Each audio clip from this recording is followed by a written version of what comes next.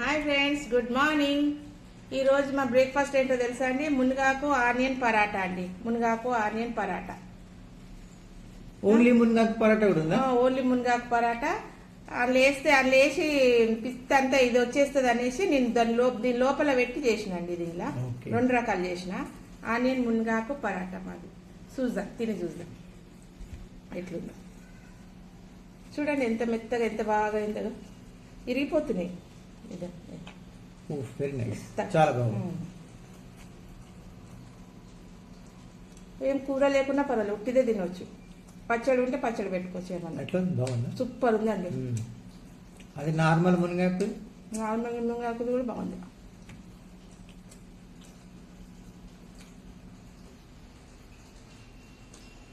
పచ్చడి ఏ పచ్చడి అయినా పెట్టుకోవచ్చు. చూసి మీరు కూడా చేసుకొని తిని చెప్పండి, కామెంట్ పెట్టండి ఎలా ఉందా మునగాకు.